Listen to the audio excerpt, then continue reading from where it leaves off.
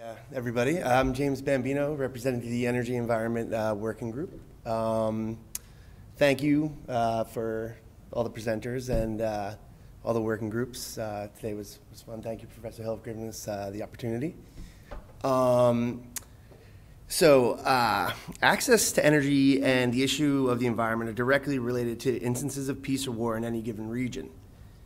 The GPI, to our working group's knowledge, doesn't sufficiently assess either the availability of energy nor the issues surrounding the environment, which we find to be direct causes of conflict, depending on how these issues are played out.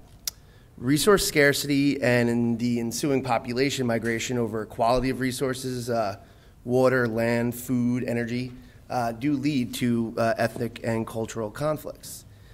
Further, the quality of institutions can be measured to determine a country's ability to mitigate issues of the environment and resource scarcity, which, if done well enough, can be used in avoiding further conflict. While we agree that the presence of natural resources such as oil do not have a direct relationship to violence, the quality of institutions in oil or mineral-rich states can help to mitigate conflict. Assessing this reality within a given country could shed light on why it is peaceful or why it is violent. Regarding the early warning indicators that Mr. Killalea spoke of this morning, one can look at existing institutions to gauge whether future issues over newly discovered oil, worsening environmental conditions, for example, those caused by natural disasters, unforeseen circumstances, can suffice or whether they need improvement. All of this can be analyzed in the present context as a society that is currently at peace could soon be at war, or a society at war could use these better institutions to allow new oil discoveries, for example, or an improved environmental policy to provide an end to current conflict. In semi-conclusion, we are of the opinion that the inclusion of fundamental energy and environmental issues will add further credibility to the GPI, make it more comprehensive and salient, differentiate it, and give it an edge over similar indices.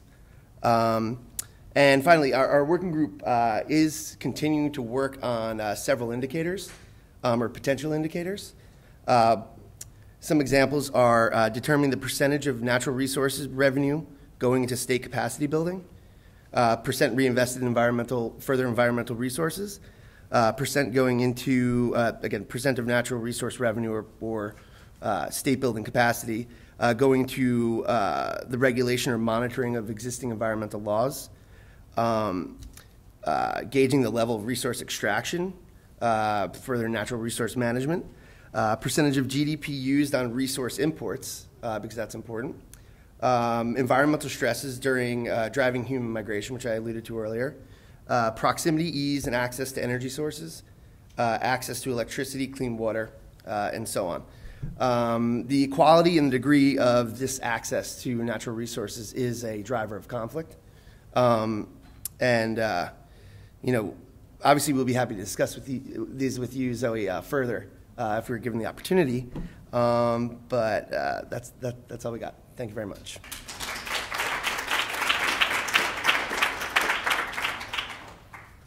Okay, let's take about 5 minutes here to gather ourselves, and then we'll come back with the panel's responses. Okay.